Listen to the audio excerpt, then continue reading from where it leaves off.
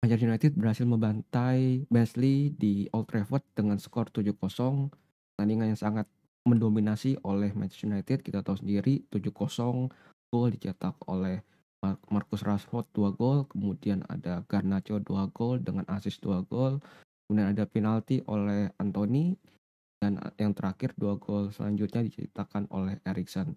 Pada jalannya laga juga Manchester United sangat mendominasi pada pertandingan kali ini, sehingga Manchester United menangkan pertandingan dengan sangat nyaman tanpa kebobolan. Sebelumnya juga Manchester United juga berhasil melakukan clean sheet dengan 3-0-nya melawan Southampton, dan sekarang juga clean sheet lagi dengan skor 7-0. Ini membuat Manchester United bisa dengan percaya diri untuk menghadapi pertandingan selanjutnya. Merupakan boosting yang besar untuk pertandingan selanjutnya walaupun melawan tim papan bawah di Inggris. Kemudian Manchester United ini juga tidak menurunkan skuad utamanya, skuad seperti kita tahu sendiri bahwa The Light, terusan ada Mazraoui, Martinez, dan Bruno Fernandes dicadangkan dan baru dimasukkan pada menit 70.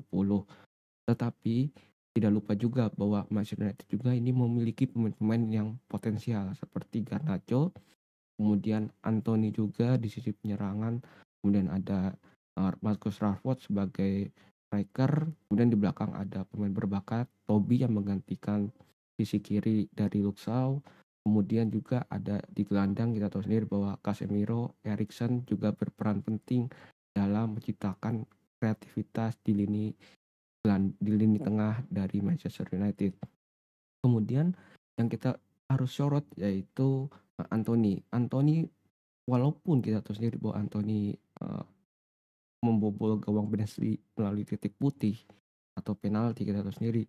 Ini juga menambah kepercayaan dari Anthony. Kita tahu sendiri bahwa di sebelumnya di salah satu podcast kita tahu bahwa Anthony juga bilang bahwa moralnya dia itu sekarang lagi menurun gara-gara bulian-bulian yang dia terima di sosial media, dan gue harap Anthony bisa segera bangkit dari mentalnya yang sekarang lagi melemah, dan gue yakin ini merupakan langkah yang sangat tepat, awal yang sangat tepat dari Anthony bisa balik ke performa yang sebelumnya. Kemudian dari uh, Rashford sendiri kita tahu sendiri bahwa sebelumnya juga Rashford sangat susah untuk mencetak gol. Tetapi di pertandingan ini Rashford bisa membobol gawang Barnsley sebanyak 2, dan salah satu golnya itu melalui kaki terlemahnya yaitu kaki kiri. Dan kita tahu sendiri bahwa Marcus Rashford masih memiliki potensi. Kita juga tahu bahwa Marcus Rashford kita tahu sendiri sebelumnya banyak dilulukan oleh pendukung MU bahwa Marcus Rashford ini harus minggat lah, harus keluar dari MU karena dia AFK, berada di tim tapi tidak ada kontribusi yang sangat menonjol. Tapi dengan dampaknya dia tadi malam membuat uh, Rashford bisa bangkit dari keterpurukan yang sebelumnya dan juga membuktikan kepada fans bahwa dia itu masih layak berada di Manchester United. Kemudian kita tahu sendiri di pertandingan ini juga pengaruh penting dari Eriksen dan Garnacho. Dari Eriksen berhasil mencetak 2 gol dan 1 assist.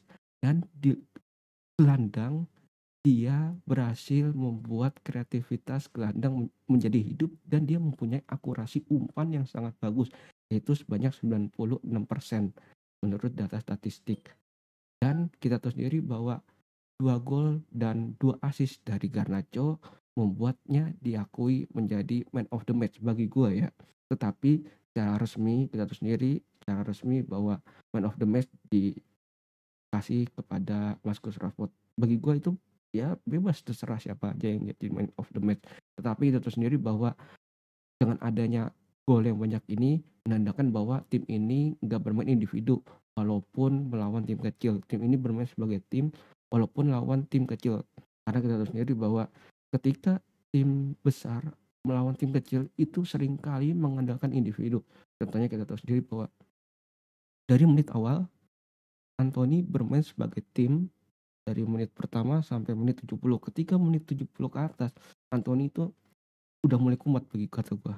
karena kita tahu sendiri bahwa Anthony di menit 70 ke atas ini dia sering kali, dribbling, terusan juga, sprint lewatin musuh yang walaupun sprintnya ini juga gak nyampe atau musuhnya dapat bolanya.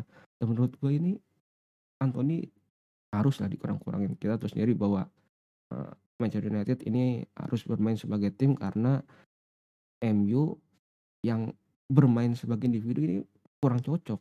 Ini bukan era kita bermain individu counter individu, itu tidak. Tetapi dengan pertandingan malam ini menandakan bahwa MU siap bermain sebagai tim dengan oper-operan pendek, dengan, skill-skill individunya yang sedikit. Nah, itu menurut gua tipe permainan MU yang memang harus dibuat dari sekarang untuk ke depan-depannya, jangan hanya lawan tim kecil aja. Kemudian untuk debut dari, ya kita tahu sendiri, Ugarte, gelandang bertahan kita, bermain penuh sampai menit ya 70 atau 80 kemudian digantikan. Itu menurut gua, eee, pemainnya permainannya emang cukup bagus, tapi ada hal yang menurut gua sedikit harus dihilangkan, yaitu tackle atau sliding tackle yang menurut gua terlalu agresif atau kurang pas di waktunya. Karena ada beberapa momen di mana Ugarte ini selalu telat dalam men-tackle atau sliding musuh sehingga, membuat pelanggaran. Ketika terjadi hal yang sama tetapi berada di pertandingan yang menurut gue intensitasnya tinggi seperti lawan Liverpool atau City atau Arsenal, ini bisa membuat Ugarte mendapatkan kartu kuning dan bahkan bisa merah. Oleh karena itu menurut gue Ugarte ini harus, bisa banyak-banyak berubah lah karena kita tahu sendiri bahwa intensitas di IPL ini sangat tinggi dan, tim-tim yang ada di IPL ini jika berada atau bermain di level tertinggi pasti kesalahan sedikit pun bisa berakibat fatal.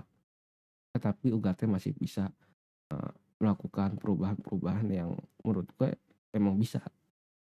Kemudian untuk rotasi, rotasi yang dilakukan Ten Hag ya menurut gue bagus sampai sekarang ini karena berhasil menang dan menangnya itu pun nyaman karena kita tahu sendiri bahwa MU sekarang bermain, sangat padat jadwalnya. Kita tahu sendiri di Eropa sekarang bermainnya padat, eee, seminggu MU udah main 2 pertandingan dan nanti di akhir pekan juga MU bermain sehingga tiga tiga seminggu ada 3 game.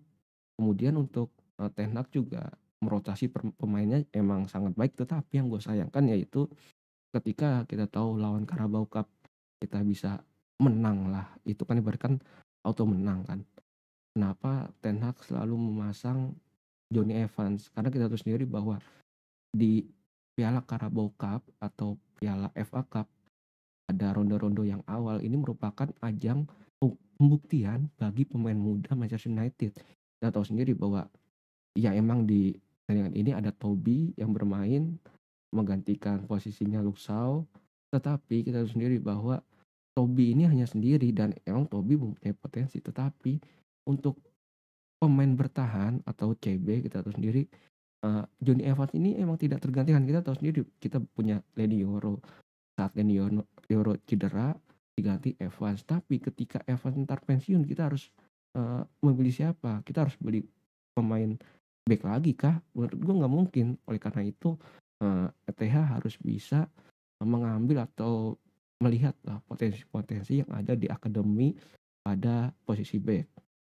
Kemudian, pertandingan ini merupakan positif ya, positif, pada Manchester United karena, pertandingan ini pertandingan yang nyaman, poin yang penuh 3 poin, bukan 3 poin sih, lolos ke babak selanjutnya dan juga boosting buat MU di pertandingan berikutnya walaupun melawan tim yang rendah.